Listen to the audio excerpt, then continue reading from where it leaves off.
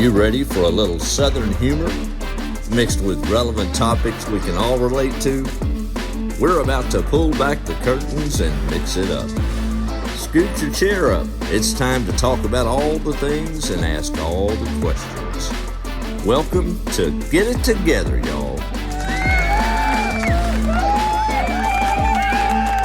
How you doing? I'm so glad that you're here today. My name is Cindy Larson, and I am the host of Get It Together, y'all, and my co-host over here. Hello, April Potter. And we are so excited about this show today, and I have been a little bit geeking out because I invited one of my favorite people to be a part of this show today. He's just, I don't know. I just think he's funny, and I like just listening to him talk because he's a professional talker. He's a professional storyteller, and I just love it. I love everything about it. So Charlie McCoy is here today. Hi, Charlie. Hey there. It's good to be here. It's good to be had. Yes, it's good to be had. I can't wait for y'all to get to know Charlie, and then his sidekick with storytelling workshops and everything. You want to talk about your friend over here? This is the one, the only, the incomparable Alan Dyer. I just knew that as she was giving you that great introduction, she was going to say, and also there's Alan. Let's go on. Alan came too. Alan's here. Alan here. drove. No, don't worry about him. Alan drove. And we finally got the radio to work in the driveway. He tried to sell himself as, a tech guy. So our producer was getting all the mics set up, and he said, I'm pretty much of a sound engineer myself. I can turn the radio on. And then he's like, bullcrap. I don't think you can. So we're getting to the truth around here. So if you're new to this podcast, we like Southern humor, and we like to just talk about all the things that, I feel like that this world is better off when we have communication. And I think that everybody needs a little Southern injection now and then, and have a little find out what the Southerners are saying. So, that's one of the things that there was a season where I was part of a really cool coffee house where we had every 6 weeks or so, we would have a comedy night. And so Charlie over here would host the show and get us kicked off. So that's where I learned a lot of Charlie's material, and just, became a fan, a believer. And we just like doing that, don't we, April? We like laughing. Absolutely. We like laughing. So if you're just finding us for the first time, go back and go through a lot of archive shows, because we just we talk about a lot of stuff. And one of the things that we like to talk about around here is fun facts. So, I'm going to kick off the show with a couple of fun facts. You guys got some fun facts? I'm going to start. April, you got a fun fact? I do. I got a couple of short ones. All right. So sometimes I like to just bring up the fact that we have some archaic laws on the books in some of our states and some of our cities. And in New Jersey, bulletproof vests are banned while committing a crime. Yeah, you can get a separate charge for every crime, and then an additional charge for wearing a bulletproof vest. Can you believe that?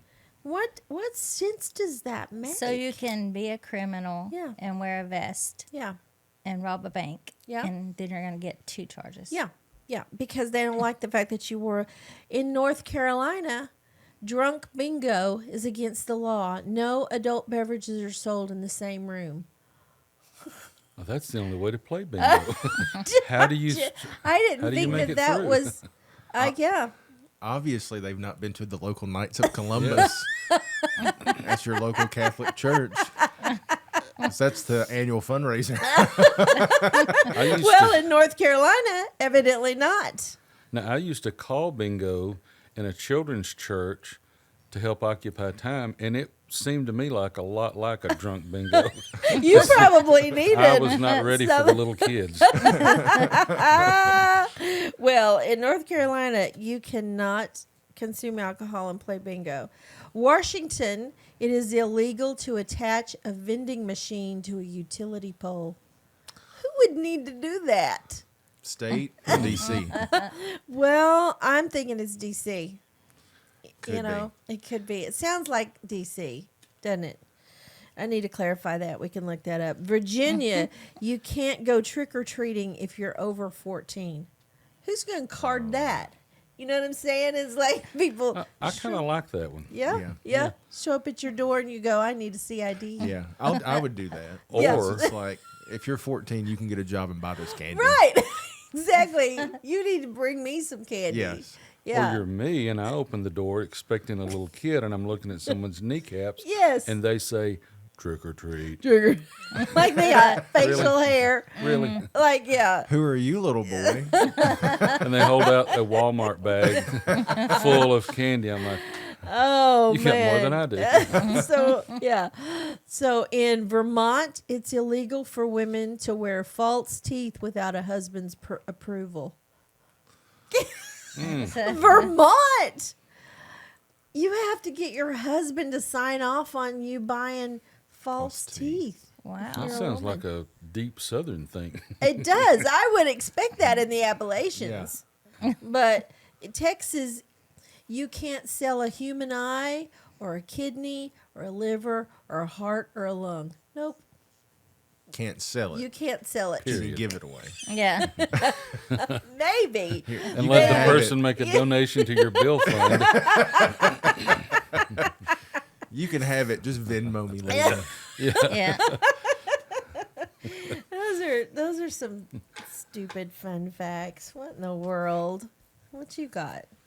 So, I was kind of put on the spot with a fun Yes, fact because yes, I feel like I I know. have regular fun facts, but Yes. then it's like when you have to produce one, You'll you're think, like, I know. So, the average cloud would weigh 1 million pounds. No. Sure enough. Wow. But clouds are fluffy and they're... You think they're lightweight? Who says and how do they know? This was on Who weighs clouds? the Google. To verify. The Google. the Google machine. That's know what about the that. Google told me. They've made it up. I've got a fact that I experienced it today, What? live and in person. What? I never did get the gold star, real ID, whatever that's called. Yes. And I'm thinking I've got to get that done before Yeah. the crowds hit. I made an appointment a couple of weeks ago to go to Springfield, Tennessee, because I could get in there soon. Yeah. I walked in after I used the computer technology to make an appointment. Yeah. Walked in. What you're supposed to do. I had all my documents in a file like I was going to court. Yeah. Second grade spelling test was in there and everything. I had everything. Gold ribbon or blue ribbon, Yeah. gold stars, everything. I walked in and the big, huge sign, you are not allowed to use cell phones anywhere on the premises. However, the first thing that met you when you walked in was a big sign with 2 QR codes. Scan this QR code. My And God. if you have an appointment, scan this one. I scanned the QR code. It Yes. sent me something. I sent right back. Yeah. I'm here. It pops up. You're next in line. Yeah. Boom. And then I sat there in fear That you- because I broke the how am law. I going to prove that I'm next that in would line? drive you crazy. Yes. And I'm like, this is the DMV. I Yes. want to go in and out and be quick and easy. Yeah. But that's a fact. Oh my. It may not be gosh. fun. That wasn't fun for you and your anxiety. I why made it why through. would that be a panic for you? Because my dad was in law enforcement for 44 years. There you go. She will not do the most simple little dido of a drive. Like, she was following me 2 days ago. I was in a truck. We had been doing a decorating project, and I had a tailgate of the truck flapping. I haven't even told my producer it's his truck. She calls me, and I'm going, yes. And she says, you're about to lose your bag of trash because the tailgate's flapping. It's one of those that goes sideways, you know. And anyway, I said, oh, well, thank you. Well, I'm in the middle of Old Hickory Boulevard and Gallatin Road. I'm coming up to that intersection, and It's y'all a little know busy. It's it is crazy. Wow. crazy. And it was about 6 o'clock, 5 o'clock at night or whatever, rush hour. And so I slowed up and got in the turning lane. Well, I needed to go straight, but I got in the turning lane because that was where I could safely get out of my truck. So, I'm smiling at people and thanking her and close it, get back in the truck. Well, this other vehicle that's seeing me do all of this, they're interested, And then when the light turns green, I go, I need over. And so they're like, oh, yeah, slowed up. And she wouldn't go over. No, because she almost got squished like a bug, and I didn't feel like getting squished like a bug. No, I didn't almost get squished like a bug. I was as big as he was. She was like, I am going over in this lane. But she turned left. I'm going, well, she's going to have to go all around. And I did. Melvini to get. Took me 10 extra minutes. Yeah, because to she not break the wouldn't just rules. like, get over there. Just Dad, are do you it. listening? Are you proud of me? You know what? He is proud of you. I'm quite sure. You're 55 and alive. Mm-hmm. Yeah, you're driving these speed limits, whatever it is, you'll be. I've never been stopped for a ticket. I've never got pulled over for speeding in my life. Man. 50 years old. I can't say the same. Just I saying. have gotten a lot of tickets in my life, but I've deserved many more. So sometimes I'm due. Sometimes I'm due for one. What's your fun fact? You told it. No, you need a fun fact. Do you have? You just did it. You're the one that doesn't have a fun fact. No, did you know that ants don't have lungs? What? Oh, that explains Everything. a lot now. Ants don't. Why? Okay. Why do they need? They have to breathe, but they breathe out their butt. I'm not sure. Wow. I guess we'll have to look that up. No. And then snails don't have teeth, Snails don't have teeth. so they can't bite you. That makes sense. Wow. In Next case you're time- scared of snails biting you, if you're worried about it. I've never thought about a snail biting me, but now that I know that they can't, I It's think not a You might worry. pick one it's up. not a worry. It's not a worry that I Put that never one to had. rest. Yes. I freed your mind. Okay, we're switching gears to. I can't wait for this one. Southern Mother. Now, I know this is Southern Grandmother. We're gonna hear some about your Southern Grandmother, but I want to tell. Usually I tell a story about my Southern mother or my Southern grandmother, one of them. But today I want to tell something, something that my Southern daddy used to say when I was a teenager, because I was a cute girl, and he would say, "Girls have the brakes, so boys have the gas, and girls have the brakes." So in all my relationships, I'd go out with these boys, and I go, "Yep, you got the gas and I got the brakes." And that stuck with me. Isn't that a good one? Mm-hmm. Yeah, I think that's a good one. You might need that because, you have your teachers of what age? Seniors. I teach seniors. Seniors. So they're Wow. they're like almost gone. Yeah, they're just doing you a favor Pretty much. for showing up. It's my pleasure. Yes. Yeah. That I get to be in a room with them all day long. That's so awesome. We're going to talk about your day jobs here in a second. What is, do you have a Southern mother? I do. Mine is for my grandmother, too. Yeah? I called her Mama. Mama Era. Yeah. It's a Southern thing, And so she's from Alabama, and I grew up in North Alabama, Yeah. for those that don't know.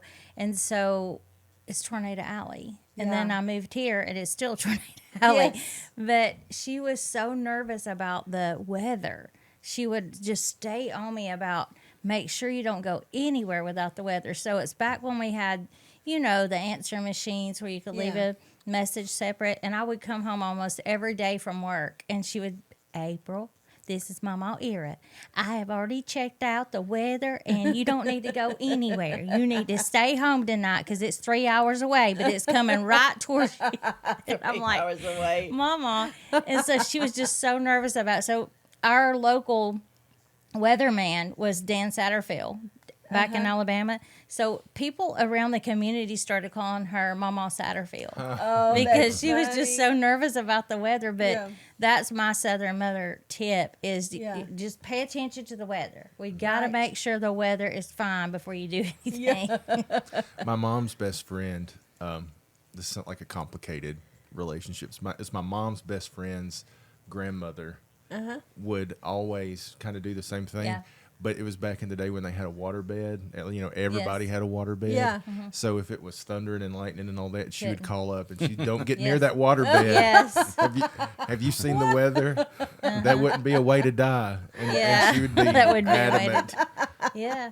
Draw That's the funny. electricity. Yeah, that water bed. It was a real fear, though. Oh, And I mean, they built a storm shelter and everything. So my whole life, it's just been, Wow. you know, living almost in that fear of, oh, there might be a tornado. I never thought about the water though. Yeah. Getting I remember my cousin had one too. Same thing. They would say, don't get around it with lightning. okay. Because like that water bed is going to attract a lightning Yeah. bolt. Yeah, right. I mean, in their mind, it might. Tell the viewers a little bit about your grandmother and just, So my grandmother was my babysitter growing up. So I have, like I've always been around older people. So when I started school, that was like the first time that I was ever around people my age. And I'm Yeah. like, these things are getting on my nerves. Yes. Like, and I was so used to being around older people. And that's why so- you like me. Because I'm older. Believe it or not, our gap is in age is not that far. I have a baby face. Oh yes. So, so yeah, my grandmother taught me the affinity of like good Southern gospel music and you know Yes. country music and Yes. and all those types of things and you know being strong-willed and all that. But one thing that came to mind as we were talking is my mom and I were in Gallatin, Tennessee. This has been some time ago, and we were. I don't know where we were going, but she was driving, and we drove around the square, and she just out of nowhere says, "The first time I ever had Cheez-Its was in that little store right there. That's when your grandmother got arrested." Oh. And it was just a nonchalant, casual, your grandmother got arrested. And I was like, hang on, wait a second, time out. We just can't breeze by that. No. Like, why, what did she do to get arrested? So what had happened was it was around Easter time, and she got my grandmother, my grandmother got my mom a chicken at Easter because, you know, they came in all these different colors. The neighbor didn't like the chicken and ended up killing the chicken. And so my grandmother fixed that. So she got on the phone and she called up the neighbor and she told the neighbor some things.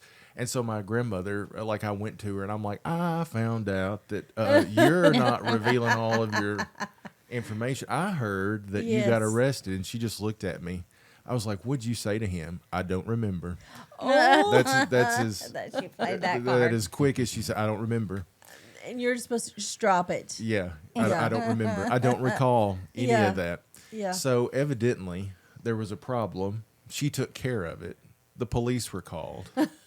A court date was set. And they ended up taking the neighbor to jail for contempt of court. And as they were going out with him, he said, I'm taking this all the way to the Supreme Court. Oh, and it was that over a is so chicken. funny. I Wow. love you know, those cop shows and those neighborhood, you know, like traffic disputes and all those wars, the neighbor wars and all that. I love those shows. I'm a sucker for it. But your grandmother, you know, what do you do when you realize that, you know, there is such, you know, hidden, concealed, not, you know, you didn't know all you thought you knew about And your I was grandmother. grown when I found that out. Yeah. Yeah. Like I was grown. And Did I it just asked her. shake you? Yeah, like because she was such a, you know, you better be in before the sun goes. Yes. Nothing good happens after midnight. No. And she was Yes. always afraid, you know, you're going to get in with the wrong crowd. Yeah. But I'm like, so far between the two of us, you're the only one that's got a record. And I asked her several times. So Oh, what did yeah. you say to him? I don't remember. Oh, that and it was is that so every time. funny. And it was just popped up. I don't remember. I don't remember. You're just supposed to drop it. And Yeah. you know she remembered. But you could tell, totally like she know could say she it did. verbatim. Absolutely. Do you have a Southern mother? Well, my mother came from Michigan, And she married my dad at a young age Yeah. and did not really know how to cook. She Okay. didn't have that Southern heritage, Yeah. but she gleaned a lot from my grandmother, and that's where I don't really have a colorful story like Yeah. jail time or nothing. Yeah. Yeah. My memories that I want to pass on Uh-huh. to my children, I was sitting here realizing they come through my grandmother, because I can remember many Yeah. times she was very handy. She grew up in the Depression, Yeah. never threw anything away kind of stuff. She wasn't Yeah. a hoarder, but she would keep every little thing. Scraps of material became quilts. Oh, yeah. And you would always see a quilt being worked on. She was good, working crafts and Yeah. things like that for a purpose, not Yeah. for fun. And she always had chicken and dumplings going in the Right. kitchen. She had apple trees, and numerous times I would have to gather bushels of apples, work in Yeah. the garden, and do all those things, stand the corn up after the heavy winds came through, like a tornado Right. or Yeah. something. She taught me how to dry apples, and just taught me how to make biscuits and gravy. And you don't get any more Southern than biscuits and Oh, gravy. no. And to this day, I've always been the biscuit and gravy maker in my Good household. to know. So Good to know. those are Yeah. those are the things. It's not as colorful as some of these other stories. No, but it's so sweet. And that's Southern. we love, talking about all those Southern, you can't believe how many Northerners watch us just to hear us talk. And she'll be calling, her Music peop- buyers. music buyers or whatever. And In just, Canada, and they're like, "Can you just talk a minute?" And Yeah. I'm like, "What do you want me to say?" yeah, yeah. Because, but we love that hospitality.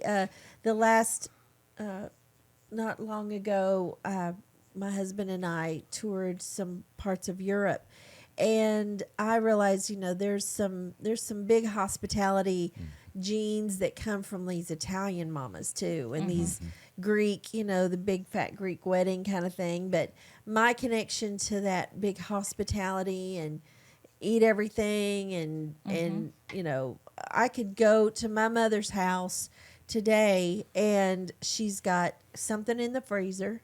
She's got a pie ready to pull out, and it'd thaw in 10 minutes.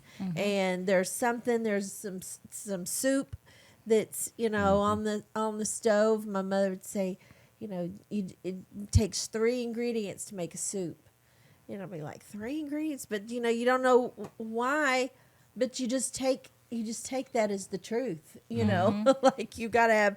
And so sometimes I'll be looking at a soup and I'll think it sounded good and I'll order it and I'll go, I think there's just 2 things in this. I think they're one short. Yeah. 'Cause Yeah. my mother would say it would be needs better 3. if they had that Yes. third. I bet you didn't see the love, because that's in every Southern dish. Yes. Cha-ching. Yes, that's right. The love. My mother would say, my grandmother would say, don't make soup when you're mad.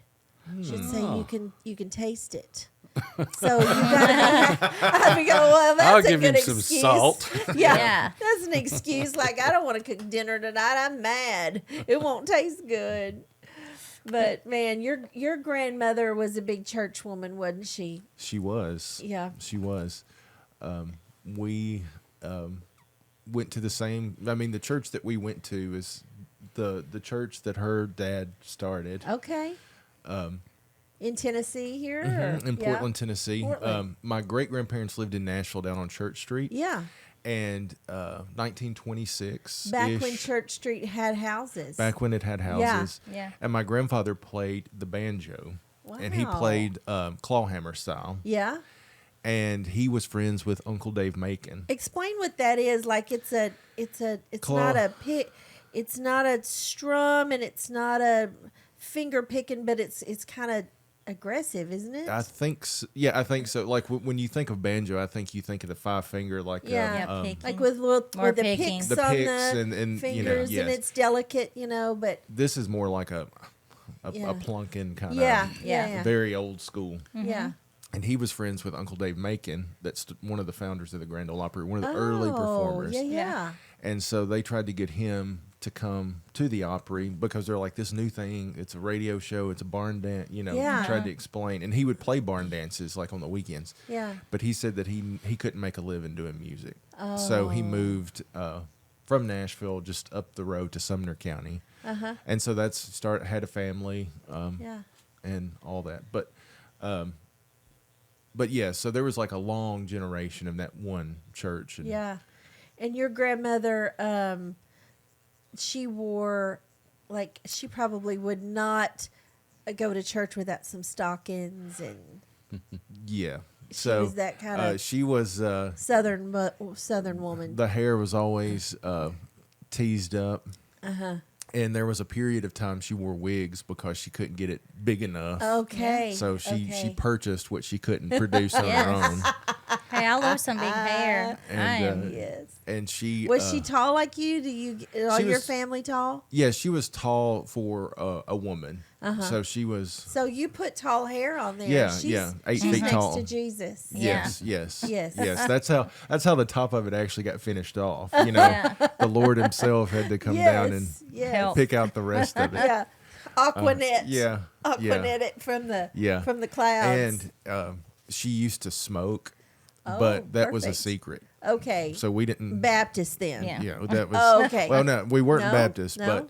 but she didn't smoke for like the last 30 years. Okay. But she would have dreams sometimes where she still smoked, Okay. and she had one in each hand. Oh, so she perfect. was Double. yes. So I learned early on, like I got in her purse, and I found her cigarette pouch. And you know, since we're on Southern mothers, Yes. Yes. every Southern woman had the cigarette pouch that was probably brown or burgundy, and it Okay. had, you know, the cigarettes went in, Yeah. and it had a pocket on the outside for the lighter. Yeah. But you could also stuff your driver's license and money and all that. Right. So really and truly, if you were going out just quickly, you could just grab the cigarette Yes. pouch and just throw it up under an arm, and then Right. that's all you would have. And if you were a good Southern mother, that flap would cover Yeah, it. yeah, exactly, You exactly. could conceal it with a boob Exactly. and a flap. Exactly. You were good. So when I was a kid, I got in her purse just because I was a kid, and I was like, I need something to do. I think Yeah. I'll dig through this purse, and I found the cigarettes, which wasn't supposed to be known. Salem Yeah. Lights, if you want to know Okay. the brand. And Good to know. And I got like the whooping of my life. You don't get into a woman's purse without their permission. You know, I got, and as an adult, after she quit smoking, Yeah. she'd be like, it's in my purse. Why don't you just grab it? I'm Like, like, nope. absolutely not. No way. It took one time. No way. One time. Oh man, you learn those lessons, and you only need to hear that once. But again, you got to know some things about a woman that just, you know, why do we feel like we open up? One of the reasons we do this show is that we combat this perfect stereo, you know, type of people post on social media their highlight reels, and then it makes other people feel like, well, you can't relate, you know, because I'm not perfect or whatever. And we're going, no, everybody has times when, you know, like, I can't get out of bed either. Like, I just, you know, it's just like those times, and we don't want to live in the darkness, because nobody wants to follow that person either. Yeah. Those are, you know, sad seasons. But there has to be conversations where we say, you know, these people in our lives were interesting. I didn't find out till maybe 4 years ago some of this stuff on my mom. My mom wrote, she's an author of a million songs, and she and my dad have written 2 autobiographies. And the second one, she told some stuff on herself. My dad told some stuff and I'm like, why did I go my whole life and not know this interesting stuff? Because they were so committed to being perfect. And June Cleaver was my mom, but no, like, she about got kicked out of Bible school for public intoxication. That was some good information. And Was she Episcopalian? no, she was not. She was a Pentecostal. Oh. It was, yes. So she quit Bible school so that she wouldn't get kicked out. Yeah. interesting stuff. So, that's in their book. It's interesting stuff in their book. But as an old person now, my mom is in her early 80s, but she's like, I can tell my stuff. I'll tell my stuff. Yeah, I'm it's like, like- let's tell our stuff. When you get, as you start passing thresholds of Yeah, age, it's yeah. like, Psh, I don't care. Yeah. Like, just, Yeah. What are you going to do to Yeah. me? Yeah. I like that. I think if we would just be honest, I think people who are struggling with depression sometimes just need to be able to say, yeah, I'm just in a funk, and like, yeah, I've been there too, Yeah. and you're gonna get past that. But right now, it's okay to sit in it, and you're fine. I love you. I've been there too, and I think that is healthy. But we go around, trying to be somebody that we're not because we like following somebody that's super cool or whatever, and there's certain look about them, and we want to kind of bust that up, pull the shame curtain back, and go, no, let's just be real. Let's have real conversations. Speaking of that, you guys are professional communicators, so I know you've had workshops. What is that like when you teach storytelling and what? So my personal opinion is that if somebody is taught to be a good communicator, that helps them in every single area of life. As a teacher and a principal, right? Yep. So you guys are in education. How do you feel that skill can serve people? communication is the key to everything. My formal education is in communication, so I geek out over the Yeah. topic of communication. Yeah. Because it's one thing. It's one thing to realize that communication is universal. Yeah. But it's another thing to realize that we are broken communicators, and we learn how to communicate from people that don't know how Yeah. to Yes. communicate. So really, it's a flawed system. But then Yeah. once you realize it's a flawed system, then you can learn how to properly do it. Yeah. And then teach others how to do it correctly. Yeah. So we kind of parlay that, and I don't want to do all the talking on this because when I get going on this topic, it's like I love it. there's going to be a. If anybody needs to say anything, just please raise your hand, Yeah. and I'll call on you at an appropriate time. But with communication, that kind of parlays over into the storytelling because that's the oldest art form. And the oldest way to communicate, because when you think about your communication, you start with stories. The first foreign language that you ever try to learn is your own written language, because storytelling is so organic. And as a child, your imagination's going. And then when you start school, you learn what a sentence is, what a subject is, what a verb is, all that. So you take this wild organic thing, and then you start to press it inside a box. So Yeah. our first foreign language is our written language. But storytelling, people don't understand how fundamental it is just to who we are as humans. Uh-huh. And so with our workshops that we do, we just try to help people realize that everybody has a story to tell. You Yeah. don't live a boring life. You have something to offer. And so our workshops just kind of dive into what does it mean to kind of capture your own story. Yeah. Because you are the one that needs to tell it. Nobody's going to tell your story for Right. you. Right. So I love that. That's There have cool. been so part of what we ask of our guests is to before the show airs, because we tape shows together and then we spread them out and put them out once a week. But we ask guests to give us a short bio and a picture. You can't believe how many high professional people don't know really what to say about themselves. I'm going, you're so stinking fat. Let me write it. For what I know of you is just, but they know it's not a bio that they would send for a job. It's not we're just asking, like, give us a synopsis so that April can put that out on social media. And so many people don't know how to compile their story. No. And one guest in particular, I just happened to be up close and personal and know him very well. And I said, just let me, I didn't offer right away, but he said, what should I say? And so I wrote out I said, imagine that you're standing in front of a high school auditorium full of high school students. what would you say about your life? Because he wasn't proud of himself with all the struggles that he had had and all that. I said, but how do you turn that? He's like, well, I don't know that I've fully turned it. And I'm going, well, now's the time to figure it out. And I think working through writing out his story, it became like, wow, like this is good. Like, I get it. You know what? I just think that if everybody, every high school student could be challenged to do a presentation about themselves, how scary that is, because they don't think they've lived enough or done enough. But you're so right. Everybody's got a sweet spot and a hidden talent, and it's those hidden talents that we tend to take so for granted. What would you do for the rest of your life if you could do one thing and create this job, and it's like, oh, it's so boring. And I would, the easiest thing of falling off a log, and that's your sweet thing. That's your golden thread. My golden thread, and it's taken me a lifetime to figure it out. But if you boiled everything that I love to do and that I have a gift to do, I love people. So I love a makeover. Give me somebody that needs help with their makeup. Give me a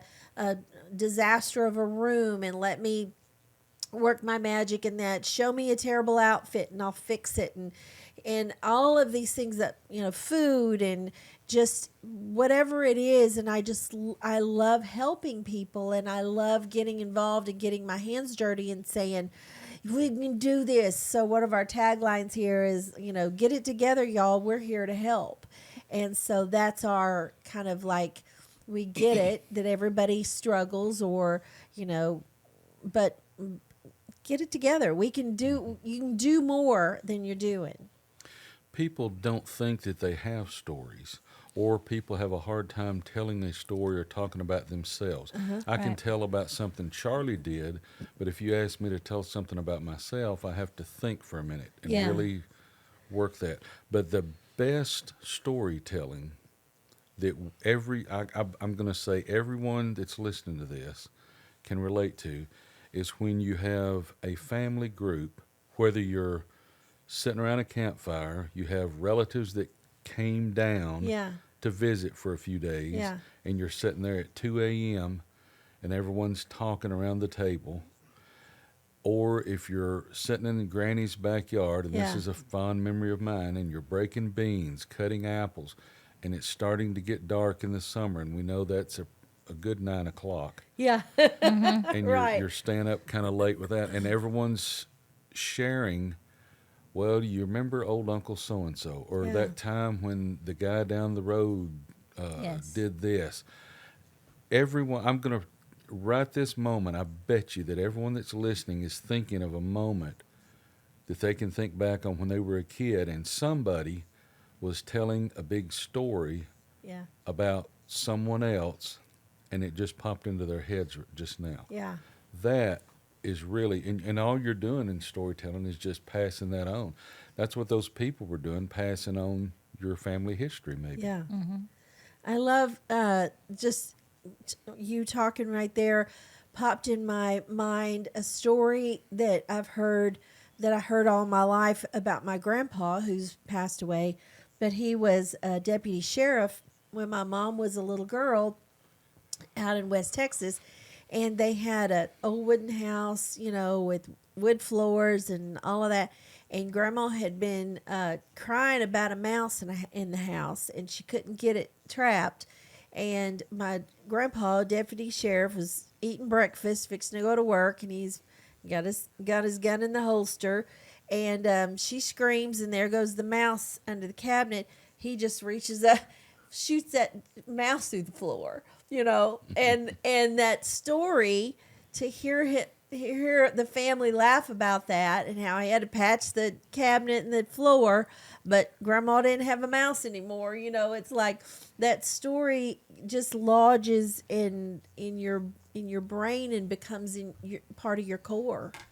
With storytelling, and you may have to help me on, I can't remember without looking at notes, but it's like making that quilt that I was talking about my Yeah. grandmother. If you're using quilts if you're using pieces of material Yeah.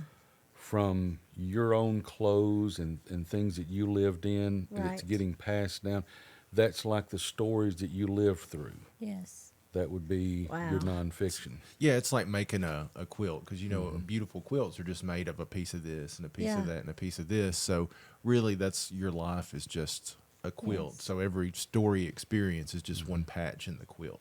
Wow. And you put all that together. And you know, this is such a lost art because people get so busy now that they're not taking time to storytell. Or, I was even thinking my dad just had a stroke recently and it affected his speech, but he's so much better now. But being in law enforcement 44 years, he has the best stories. Yeah. And I thought, man, I should capture these. I should really record these to pass down because nobody tells it like him. Yeah. People's tried to tell it later, but you're right. Everybody tells their stories the best. Yeah. Because they were there. And the big question we get, and it's hard to explain, is what is storytelling? Yeah. Because when you tell people that you're a storyteller or you have a passion for storytelling, they think it's something for little bitty kids, Right. and like you're reading a little storybook. And if you say these are adult stories, they immediately go in a different direction. Yeah. Yeah. Y'all are just nasty then. Yeah. Right. No. No. But storytelling is, people are so concerned about immortality. We're obsessed as a culture on how to be forever young. Yeah. And like our culture runs from age, and everybody wants to find a way to live forever. Storytelling is the way that you live forever. Yeah. Because as long as somebody is telling your story, you'll never die. Yeah. So great. your That's story good. will forever exist long after you're gone if people are Yes. still talking about it. And the best way to do that is to author it yourself. So when you tell it, when you talk about it, that gives people the material to continue and perpetuate that. Yeah. Love Y'all it. know that I was raised in a preacher's home, and there's a scripture that says, well, now I've just slipped my mind because I am 60. No, we're overcomers by the blood of the Lamb and the word of our testimony. Love not Yes. our lives unto death. And the word of our testimony is the history that we say is. And so, if we can't figure out how to formulate our history and put it out for generations to learn and pass on, then what 100 years from now, there was a shocking TikTok that just captivated me. I watched it over and over and over and over and over, but it was a kind of a whole rant of 100 years from now, nobody that will be alive. Nothing. All of your things will be, dispersed amongst, we're in landfills, and your house will be lived in by somebody you don't know. All of these things that I'm so hyperventilating because I can't process it.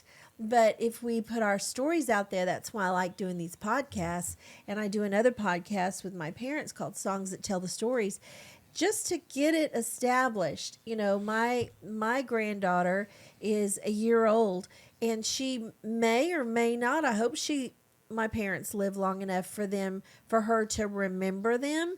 But we're putting all their stories out, everything that they want to say. And so I encourage you, if you've got a way to record some of your elders' stories, sit down and just get your phone out and just say, tell me about this. Remember, what was it that you used to say about so-and-so, and document that, right? And it's easier now than ever before. Yeah. Yes. Like you have a whole production studio that Yes. you carry around with you. Yes. One of my favorite, again, I geek out over this topic. Yeah. So Joseph Campbell he created what's called the hero's journey. Okay. And so Joseph Campbell is a folklorist, and when he was doing his academic study of stories, he's like the Indiana Jones of storytelling. Yeah. Because I think of Indiana Jones going to this far off land, blowing the dust off Yeah. of ancient things and all that. Joseph Campbell kind of did that back in like the 20s and 30s when it was a feat to get someplace. Yeah. But his goal was he was going to travel the world and he was going to capture all the world's stories and then figure out how they're all different.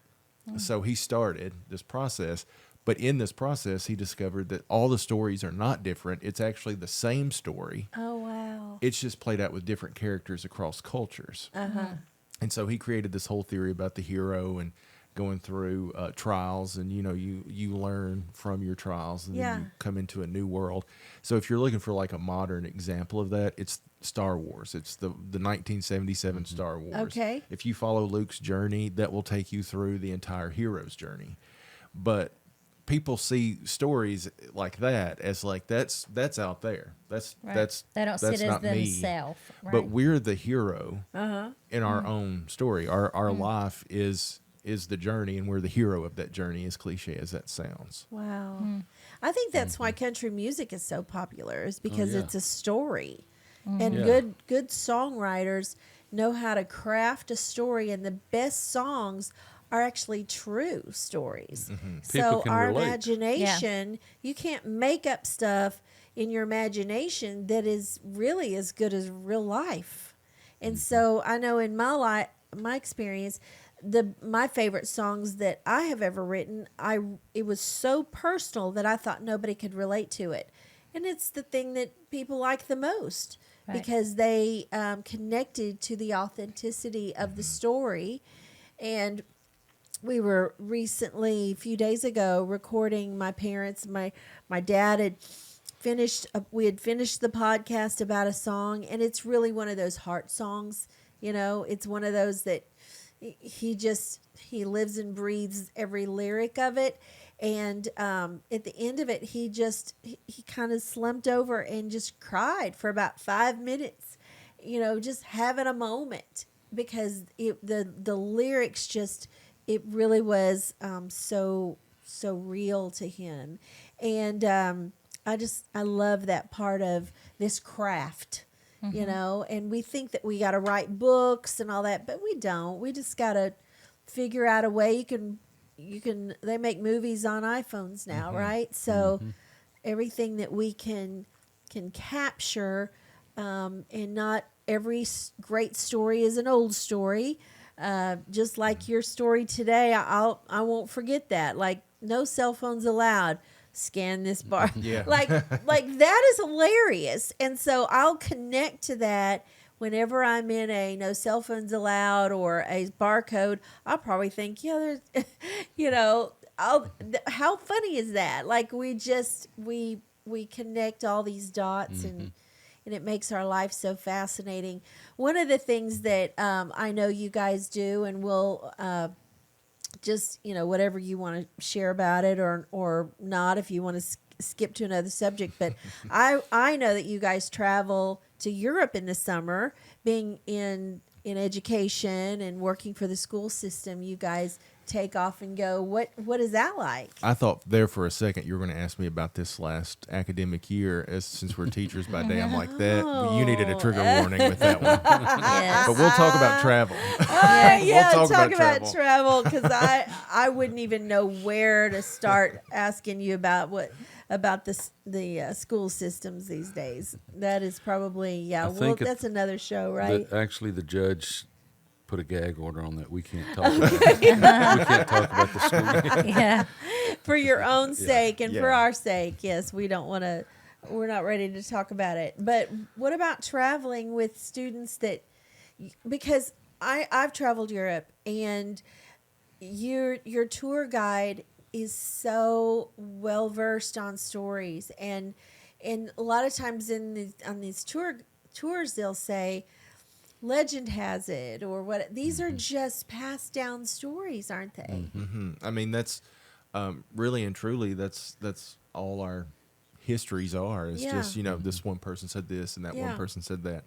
One cool thing about I teach in a rural community. Yeah. It's not the smallest, but it's far from urban, and so I have students where travel is not even anywhere on their radar. Yeah. And honestly, I'm a product of the community, so there's no reason for travel to be on mine. But thanks to back to the Southern mothers, Yes. my mother grew up where you didn't have time for leisure. if you had time for leisure, you had time for work. So it Yes. was always some kind of work to do. Yeah. So she was like, you know, when I can and I have the ability, travel is going to be a priority. So she set that example for me early Yeah. on, which gave me, once you get bit by the travel bug, Oh yeah.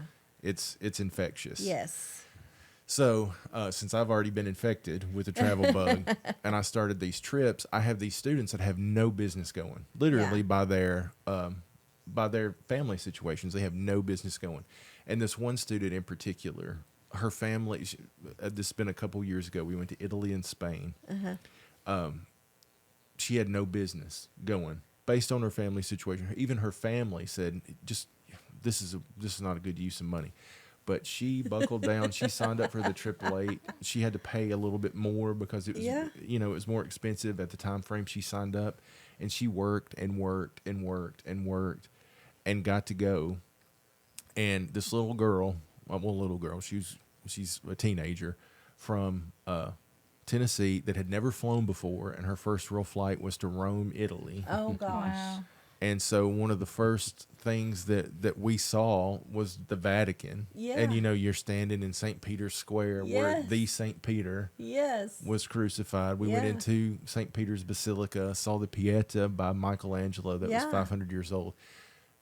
To see a student experience all that from a realm of life, they should only read about that in a book, Yeah. is mind-blowing, because that changed Yeah. the whole trajectory of her Yes. story. Yeah. And so now travel is a priority. Yeah. So to know, and not to make it about me, but to know that I played a little part Yeah. to get you, like, So her story will be: I had a teacher, and what she call you?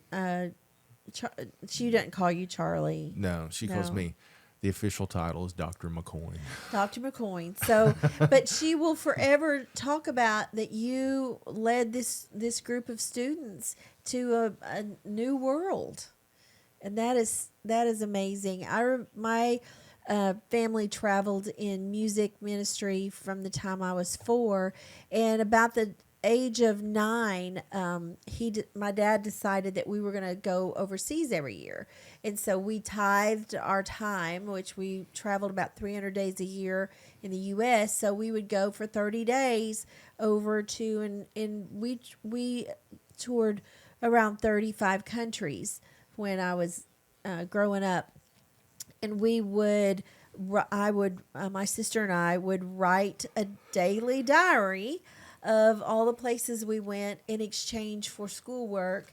And so recently I came across some of my diaries, and I was blown away. I am in the process of going through. I've had to take a time out because of just some scheduling issues, but I will eventually get through all of this. One trip we took off and landed like 40 times, and it was just an around the world trip. And so we were doing ministry, but then we would go see stuff, and so we were it was a hybrid trip of working and just wanted to see as much as we could. But the cultures that we experienced, and the type of dress that was appropriate, and just us finding out what to expect before we learned what questions to ask. Because when we were in Europe the very first time, we were on our way to India, so we had a layover in London. We were not dressed at all for it. So it was cold, and everybody had winter coats on, but we didn't. We had clothes that was going to be for the warm Indian climate, you know.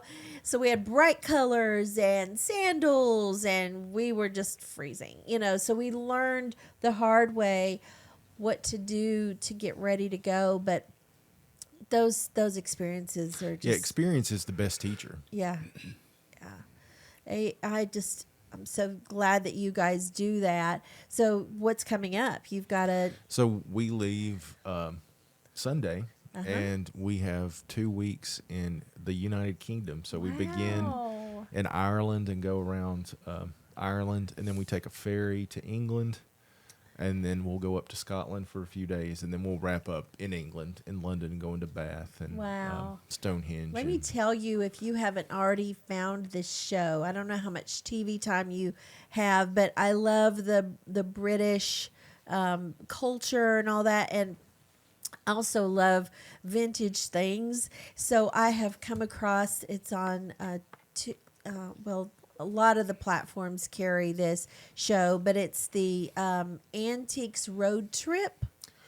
And they go all over Europe. They have two expert antique, experts, and they're given a certain amount of money, and they go from little English town to little English town, and they make it all the way to the end of their trip is an auction, and they see what they've collected in these different little towns that can make the most money. So these two experts are competing against each other, but in the process, they're driving an old vintage car, and you see the countryside, and I'm taking notes going, I want to go to Bath.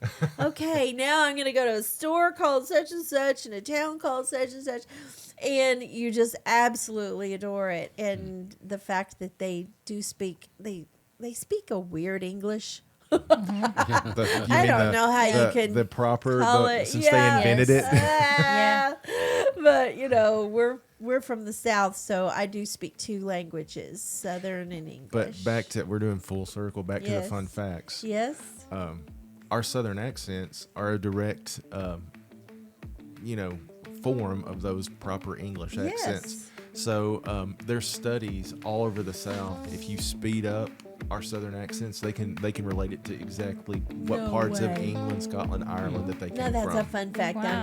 I'm gonna So that's be going to be excited there's about. YouTube video. I mean, a TikTok video. That's a rabbit hole. Oh my gosh, I will so be on it. Well, you know what? We have run out of time today, so I'm going to wrap this up and just thank our guests for coming. And what a blast. Hasn't this Yes, been fun? so oh my much gosh, we love it. So join us again next time for Get It Together, y'all, and we're here to help, okay?